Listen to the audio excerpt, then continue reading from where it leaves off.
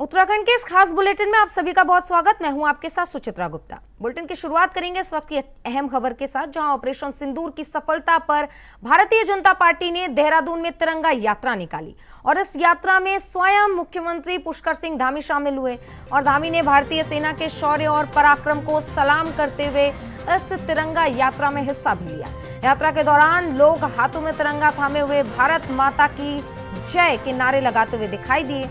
तो तिरंगा यात्रा में कई नेता मंत्री भी शामिल हुए थे। इसमें प्रदेश अध्यक्ष महेंद्र भट्ट भी शामिल हुए और सड़कों पर कार्यकर्ताओं का और आम लोगों का हुजूम देखने को मिला।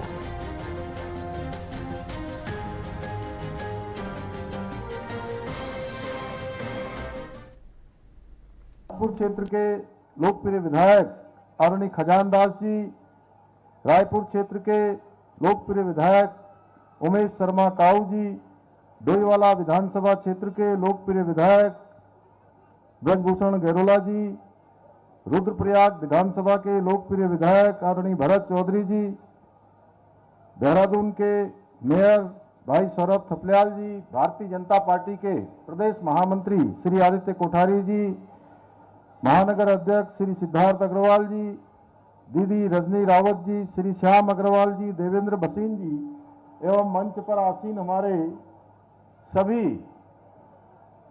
नेतागण, सभी आए हुए प्रतिनिधिगण, सभी विभिन्न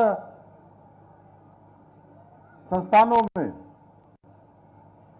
उसके संस्थान के प्रतिनिधिगण, शिक्षा संस्थानों से आए हुए सभी शिक्षकगण और बड़ी संख्या में पधारे हमारे इस पद यात्रा में हमारे सभी छात्र छात्राएं, सभी मेरे नौजवान साथियों, सबसे पहले तो मैं ऑपरेशन सिंदूर की अभूतपूर्व सफलता के लिए भारतीय सेना, वायुसेना, नौसेना, बीएसएफ और उनके सभी सशस्त्र सुरक्षा बलों के वीर जवानों को अपनी तथा देवभूमि उत्तराखंड की समस्त प्रदेशवासियों की ओर से उनका आभार व्यक्त करता हूं, उनका धन्यवाद करता हूं, उनकी शौर्य, वीरता और पराक्रम को अभिनंदन करता हूं। साथ ही हमारे देश के यशस्वी प्रधानमंत्री श्री नरेंद्र मोदी जी को भी धन्यवाद देता हूं कि जिनके मजबूत नेतृत्व में और स्पष्ट नीति के कारण ही आतंकवाद के विरुद्ध इस निर्णायक कार्रवाई को सफलतापूर्वक अंजाम दिया गया। आज इस तिरंगा शौर्य सम्मान यात्रा में आप सभी के साथ चलते हुए मैंने यह महसूस किया कि इस यात्रा में शामिल प्रत्येक व्यक्ति के भीतर एक अलग ही ऊर्जा, एक अलग ही उत्साह और एक नया उमंग दिखाई दे रहा है। आप सभी का जोश इस बात का प्रमाण है कि ऑपरेशन सिंदूर की सफलता ने प्रत्येक भारतवासी का सर्व गर्व से ऊंचा कर दिया है। क्यों मैं सही कह रहा हूं ना? गर्व से ऊंचा कर दिया है। भाइयों बहनों, 22 अप्रैल को पहलगाम में हुए आतंकी हमले ने देश और दुनिया को झकझोर कर रख दिया। जिस प्रकार से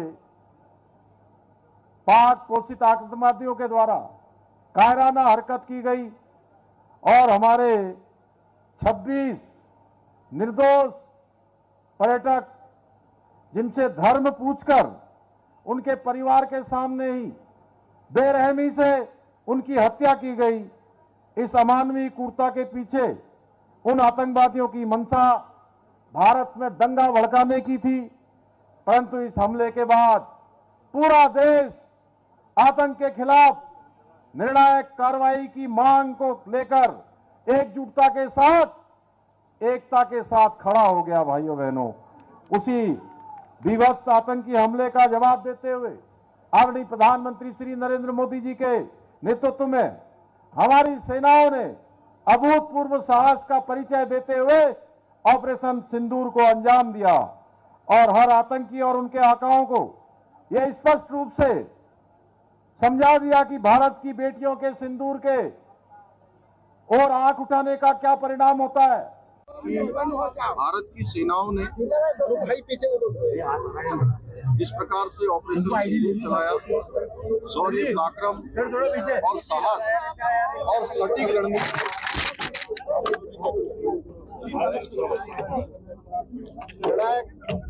जवाबी कार्रवाई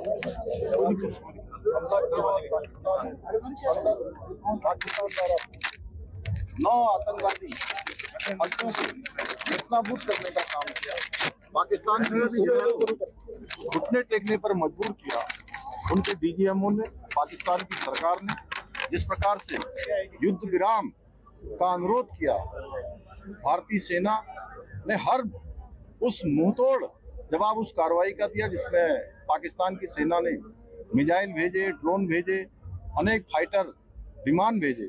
उन सभी को हमारे एयर डिफेंस ने नेस्तनाबूद कर दिया, उनको जो है फेल कर दिया, वहीं हवा में ही उनको पूरी तरह से असरहीन कर दिया। हम भारत की सेना का अभिनंदन करते हैं और पूरे देहरादून में, पूरे उत्तराखंड में, उत्तराखंड देवभूमि है, हमारे प्रधानमंत्री श्री नरेंद्र मोदी जी के नेतृत्व में जो जवाबी कार्रवाई की गई है, एक मजबूत इच्छा शक्ति और निर्णायक लड़ाई लड़ी गई, जिससे हर भारतवासी का सर गर्व से ऊंचा हुआ है। उत्तराखंड वासी, क्योंकि प्रत्येक घर से यहाँ पर एक सैनिक, देश की हर घर से सैनिक देश की सेवा देते हैं, देश की सीमाओं की रक्षा करते हैं। आज यहाँ देहरादून में सड़कों पर जन समुद्र उमड़ा है, ये इस बात का प्रमाण है कि आज भारत की सेना हमारे प्रधानमंत्री के नेतृत्व में जो भारत को चुनौती देगा उसको मुंहतोड़ जवाब देगी। ये भारत के लोगों ने भी आज सेना के साथ खड़े होकर, देश के साथ खड़े होकर एकता और अखंडता का परिचय दिया है। हम सेनाओं का फिर से अभिनंदन करते हैं, उनको बहुत बधाई देते हैं, उनका धन्यवाद। प्रधानमंत्री आदरणीय नरेंद्र मोदी जी के मार्गदर्शन में और उनकी प्रेरणा से जहां हम एसटीजी में भी पहले नंबर पर आए हैं, वित्तीय प्रबंधन में भी हमारा देश में दूसरा स्थान आया है। आज उत्तराखंड हर क्षेत्र में अग्रणी राज्यों की श्रेणी में आ रहा है। हम ये जो हमको इसमें द्वितीय स्थान मिला है, हम प्रयास करेंगे आगे और हम और अच्छा करेंगे। धर्म पूछकर मारा था उन अधर्मियों को भारत की बेटियों ने, जिसमें मुस्लिम बेटी भी थी, धर्म सिखा दिया है। ये भारत की सेना है, ये धर्म सिखाना जानती है। भारतीय सेना जिंदाबाद, जिंदाबाद, जिंदाबाद। तो आज देहरादून की सड़कों पर तिरंगा यात्रा निकालकर भारतीय सेना के पराक्रम का एक और तस्वीर देखने को मिला और इसे सराहा भी गया। और पुष्कर सिंह धामी इस कार्यक्रम में खुद ही मौजूद रहे। खबरों में आगे बढ़ेंगे, जहां उत्तराखंड में एक बार फिर से मलिन बस्तियों का मुद्दा गर्माता हुआ नजर आ रहा है। कांग्रेस की प्रदेश प्रवक्ता डॉक्टर प्रतिमा सिंह ने कहा है कि बीजेपी सरकार उत्तराखंड की मलिन बस्तियों पर उजाड़ने की तलवार को लटकाए रखना चाहती है, ताकि ऐन मौके पर यानी कि चुनाव से ठीक पहले लोगों को कोर्ट का आदेश का डर दिखाकर अध्यादेश लाकर बचाने का ढोंग रचा जा सके। भाजपा यह षड्यंत्र पिछले 2 निकाय चुनाव से कर रहा है और अब दूसरी बार जब अध्यादेश का समय पूरा हो गया है तब फिर से अध्यादेश लाने की तैयारी है, जबकि सरकार को कांग्रेस सरकार के समय बनाए गए नियमितीकरण और मालिकाना हक देने के कानून का पालन करना चाहिए था, ताकि इस समस्या का स्थायी समाधान हो पाए। उन्होंने ये भी कहा है कि 2018 में प्रदेश की मलिन बस्तियों को उजड़ने से बचाने के लिए मलिन बस्ती विकास परिषद ने कांग्रेस के बैनर तले मुख्यमंत्री आवास कूच किया था। तब त्रिवेंद्र सिंह सरकार पहली बार मलिन बस्तियों के बारे में अध्यादेश लाई थी, जिसे दोबारा 2021 में 3 वर्षों के लिए लाया गया और अब अध्यादेश का समय फिर से समाप्त हो रहा है। तो एक बार फिर राज्य सरकार एक नया अध्यादेश लाने की तैयारी में है, लेकिन इस पूरे मामले का निपटारा नहीं कर रही है। इसी के साथ और क्या कुछ कहा है, पहले आपको वो सुनवाते हैं। देखिए, सरकार कभी भी मलिन बस्तियों के नियमितीकरण के लिए जो है सीरियस नहीं रही। सरकार हमेशा इसे टालती रही, इसीलिए अध्यादेश लाके, ये कांग्रेस पार्टी की देन थी कि अगर हम सरकार में वापस आ जाते तो अब तक ये जो मलिन बस्तियां हैं इन पे उनका मालिकाना हक हो जाता। सरकार ये 1-1 साल 2-2 साल का जो टाइम है ये बढ़ाती जाती है। जब चुनाव आते हैं तो मलिन बस्तियों के लोगों की उन्हें याद आती है, चुनाव चले जाते हैं, ये मलिन बस्तियों के लोगों को भूल जाते हैं। तो आज सरकार को ये बताना पड़ेगा कि मलिन बस्तियों पे रहने वालों के जो सर पे तलवार लटकी हुई है जो है ध्वस्तीकरण की, इसकी जिम्मेदार इसका कौन है और उनके विषय में सरकार क्या सोचती है, उनको क्या सुरक्षा प्रदान करेगी। और ये मुझे लगता है भाजपा सरकार के लिए एक बहुत जो है सीरियस बात होनी चाहिए आज के दौर पे, क्योंकि हजारों लोग वहां रहते हैं, वो उनके ऊपर बेघर होने का खतरा मंडरा रहा है। ठीक है, तो अब देख लेते हैं कि किस तरीके से मलिन बस्तियों का मुद्दा एक बार फिर से गर्माता हुआ नजर आ रहा है। और इसी खबर पर विस्तार से जानने के लिए कि क्या है कांग्रेस का पक्ष और क्या है बीजेपी का पक्ष, हमारे साथ प्रतिमा सिंह डॉक्टर प्रवक्ता कांग्रेस की जुड़ गई हैं और हनी पाठक बीजेपी से जुड़ गई हैं। बहुत बहुत स्वागत है आप दोनों का इंडिया वॉइस पर। और सबसे पहला सवाल मेरा कांग्रेस से होने वाला है, प्रतिमा सिंह जी आपसे होगा कि आपको ऐसा क्यों लगता है कि बीजेपी इसका फायदा चुनाव में लेना चाहती है, इसीलिए चुनाव के वक्त एक बार फिर से अध्यादेश लेकर आएगी? देखिए बिल्कुल, क्योंकि मैं आपको याद दिलाऊं कि 2016 में जो मलिन बस्ती नियमीकरण उनको रेगुलराइज करने का जो अध्यादेश है वो कांग्रेस पार्टी लेके आई थी और उसके बाद चुनाव हुआ और जो है हम अनफॉर्चुनेटली हम सरकार नहीं बना पाए। उसके बाद भारतीय जनता पार्टी आई सत्ता में, लेकिन जो हमारा जो मलिन बस्तियां नियमीकरण का जो अध्यादेश हम लेके आए थे उसको इन्होंने ठंडे बस्ते में डालने का कार्य कर दिया और सिर्फ अपनी वोट बैंक की राजनीति करने के लिए ये इसको 1 साल 2 साल 3 साल ऐसे आगे बढ़ाते चले गए। सरकार की नीयत कभी भी स्पष्ट नहीं रही मलिन बस्तियों को लेकर के, और सरकार की मुझे लगता है नाक के नीचे ही ये सारी चीजें होती रहती हैं। उसके बावजूद आप लाखों लोग मैं कहूंगी हजारों घर और लाखों लोग उन मलिन बस्तियों में रहते हैं और घर और लोग तो छोड़िए, वहां पे कई आंगनवाड़ी केंद्र भी हैं, कई प्री स्कूल भी हैं जो कि सरकारी हैं। तो ऐसी जगह जहाँ पे लोग रह रहे हैं और उसके बारे में अगर सरकार गंभीर नहीं है तो यही तो इसका जो है फल जो है रिजल्ट माना जाएगा कि आप जो है सिर्फ और सिर्फ वोट बैंक की राजनीति करने के लिए मलिन बस्ती में रहने वाले लोगों का इस्तेमाल करते हैं। क्योंकि आप देख रहे हैं कि एनजीटी भी बड़ा सख्त है और उसके बावजूद अगर आप आज की स्थिति में कोई ठोस कदम नहीं उठाएंगे तो मुझे लगता है कि फिर सरकार के लिए सिर्फ और सिर्फ मलिन बस्ती में रहने वाले जो लोग हैं वो सिर्फ एक वोट बैंक है और कुछ भी नहीं है उसके अलावा। हमारे साथ हनी पाठक जी जुड़ी हुई हैं, जवाब ले लेते हैं। हनी जी, जिस तरीके से प्रतिमा जी कह रही हैं कि बार बार बीजेपी मुद्दे को टालने की कोशिश कर रही है, चुनाव में फायदा लेने की कोशिश कर रही है, क्या इस बात में कितनी सच्चाई है? और जाहिर सी बात है बार बार अध्यादेश लाने से तो बढ़िया है कि मालिकाना हक दे दिया जाए, इसमें देरी क्यों? देखिए प्रतिमा जी अल्प ज्ञान के साथ डिबेट में आती हैं, थोड़ा इनको जानकारी और अज्ञानता भरी हुई है। जरा ये बताएं कि मलिन बस्तियों को बसाया किसने था? किसकी गवर्नमेंट के दौरान मलिन बस्तियां बसाई गई थी? तो जब इनकी गवर्नमेंट के दौरान इन मलिन बस्तियों को बसाया गया था तो क्या सोचकर इन्होंने बसाया था? ये सोचकर इन्होंने बसाया था कि इनको आगे बस टलवाते जाएंगे। दूसरा, इन्होंने अज्ञानता और मूर्खता का परिचय ये दिया है कि ये कह रही हैं कि सरकार एनजीटी के आदेश के बाद, देखिए प्रतिमा जी पढ़े लिखो की तरह से डिबेट में आया करिए। आपसे जब एक व्यक्ति बोलता है तो दूसरे व्यक्ति को चुप रहा जाता है। आपका विज्ञान वर्धक हनी जी शब्दों की मर्यादा रखिए, उसके बाद अपनी बात कीजिए। हाँ, और दूसरी बात मैं ये कहना चाहूंगी कि अब ये कह रही है मालिकाना हक की, तो उसकी इनको ये बताना जरूरी है कि ये एनजीटी के आदेशानुसार हो रहा है, जो भी कार्य हो रहा है एनजीटी का जो आदेश है उसके आदेश के अनुसार कार्य हो रहा है।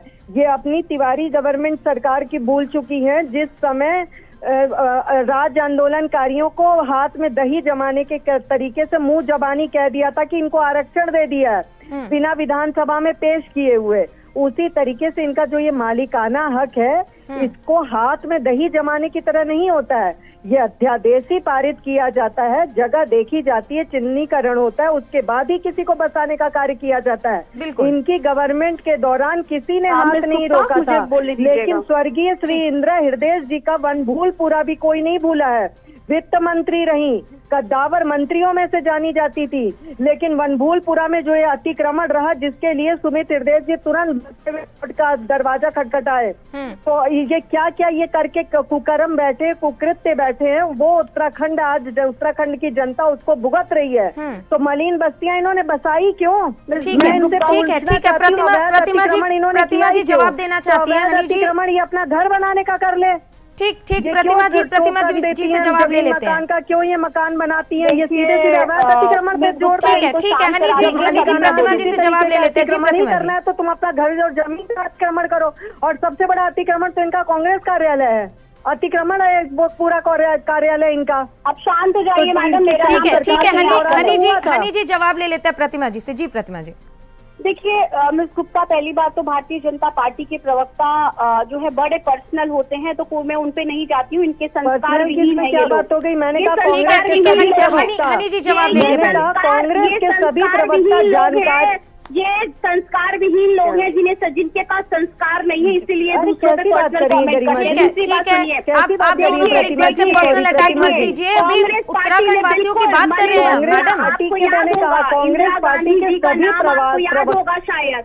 इंदिरा गांधी जी का नाम आपको याद होगा शायद, और इंदिरा जी ने बिल्कुल, इंदिरा जी के नाम पे हमने मलिन बस्तियां बसाई, और इसको हम कहाँ मना स्वीकार कर रहे हैं। उन बस्तियों को नियमितीकरण करने के लिए भी जो प्रयास किए वो कांग्रेस पार्टी ने किए, क्योंकि हमारे लिए वहां पे रहने वाले लोग, इस प्रदेश के रहने वाले लोग हैं, इस प्रदेश का हिस्सा है। इस प्रदेश की जो जीडीपी है उसमें उनका भी योगदान है, इसलिए हमारे लिए वो वोट बैंक नहीं है, हमारे लिए वो हमारे और आपकी तरह लोग हैं, और हम उसका नियमितीकरण कर रहे थे। इनको खुद ज्ञान की कमी है। ठीक है। प्रतिमा जी, मेरा सवाल 2016 के बाद क्यों नहीं नियमितीकरण कराया? ठीक है प्रतिमा जी, आप अपनी जगह सही हैं। अब मेरा एक सवाल प्रतिमा जी, क्योंकि बात यहाँ पे उत्तराखंड वासियों की हो रही है, तो एक सवाल ये रहेगा कि जिस तरीके से सशक्त भू कानून की बात हो रही थी, यूसीसी की बात हो रही थी, तो थोड़ा समय लगा, लेकिन सरकार ने उसे पटल पर उतारा। तो थोड़ा सा वक्त दीजिए, हो सकता है ये नियमितीकरण का काम प्रोसेस में चल रहा हो, सारी चीजें निकल कर सामने नहीं आएंगी। चलेगा। ये सिर्फ इनकी बातें हैं, बातों के बताशों के अलावा कुछ नहीं है भारतीय जनता पार्टी के पास। और किस सख्त भू कानून की बात मिस गुप्ता आप कर रही हैं?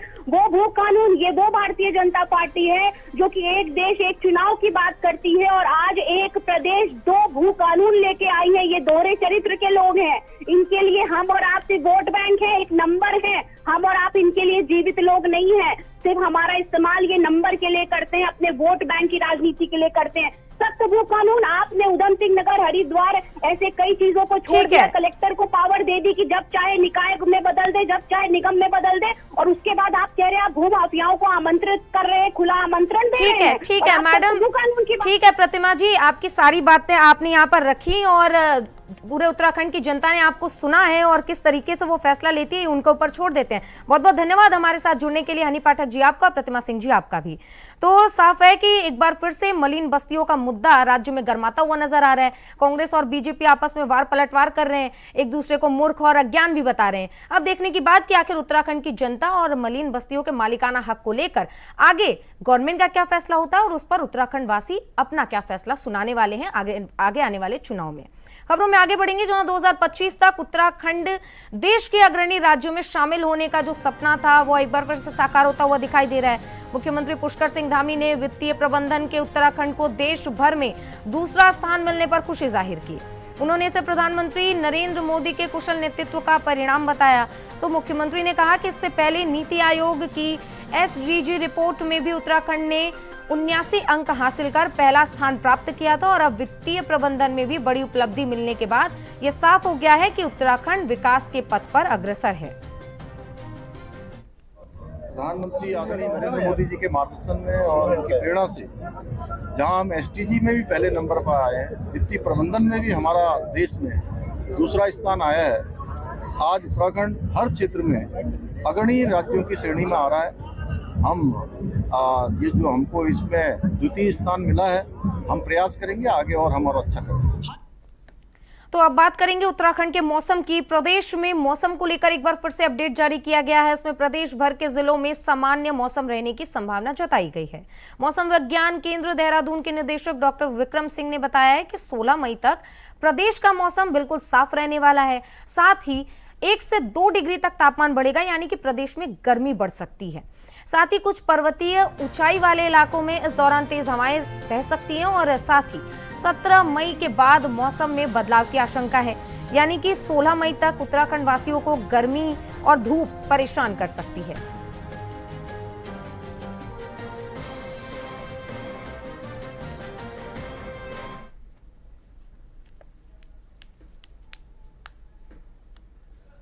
आज 13 तारीख मई की हो रही है, और अभी 3 से 4 दिन अगर मैं बात करूं तो करीब करीब मौसम साफ रहने वाला है। तापमान इस समय देखेंगे तो बिल्कुल सामान्य पे है, चाहे वो अधिकतम तापमान है या न्यूनतम तापमान है। लेकिन अगले 3-4 दिन में इसमें 2 डिग्री तक के आसपास तक की आप कह सकते हैं बढ़ोतरी होगी। तो आप ये कह सकते हैं कि तापमान भी बहुत ज़्यादा अभी नहीं है, जो सीजन में इस समय होना चाहिए वही है, नॉर्मल पे है। और आगे आने वाले 3 से 4 दिन में इसमें करीब करीब 2 डिग्री तक की वृद्धि होगी, चाहे वो हिल्स में है या प्लेन्स की आप बात करें। जहाँ तक बारिश की बात है तो भी 3 से 4 दिन अभी कुछ एक्टिविटी विशेष नहीं है। छुटपुट एक्टिविटी जो अंदर के डिस्ट्रिक्ट है, उत्तरकाशी, चमोली, पिथौरागढ़ या रुद्रप्रयाग है, बागेश्वर है, तो हल्की एक्टिविटी थंडरस्टॉर्म के आफ्टरनून में, जो कि एक सीजनल भी उसका फीचर है, वो मिलने की संभावना है। वो भी कहीं कहीं पे, ऐसा नहीं कि ज़्यादा एक्टिविटी उसकी है। तो 3 से 4 दिन तो मैं कहूँगा मौसम करीब करीब साफ ही है। उसके बाद 17 से आगे जब आप देखेंगे तो 17 से करीब थोड़ी एक्टिविटी बढ़नी शुरू होगी। आइसोलेटेड एक्टिविटी आपको कुमाऊं के हिल्स में है या जो हमारे अंदर के डिस्ट्रिक्ट है उसमें रहेगी, तो वो भी कोई बहुत ज़्यादा नहीं है, लाइट एक्टिविटी जी वो दिख रही है। तो अगली खबर की ओर बढ़ेंगे, जहां मुख्य सचिव आनंद वर्धन ने सचिवालय में कैची धाम में यातायात व्यवस्था के संबंध में अधिकारियों के साथ एक बैठक की है। मुख्य सचिव ने कैची धाम के लिए मास्टर प्लान तैयार करने के निर्देश भी दिए हैं और मुख्य सचिव ने कहा है कि कैची धाम में सप्ताह के अंत में लगने वाले जाम को देखते हुए इसके लिए व्यापक योजना बनाना बेहद आवश्यक है, क्योंकि जब सप्ताह खत्म होता है यानी कि शनिवार और रविवार को कैची धाम में भारी भीड़ होती है। श्रद्धालु कैची धाम दर्शन के लिए पहुंचते हैं, जिस वजह से जाम की स्थिति रहती है। साथ ही मुख्य सचिव ने यह भी कहा है कि कैची धाम के बाजार की मुख्य सड़क का चौड़ीकरण और सुधारीकरण का कार्य भी तत्काल शुरू होना चाहिए।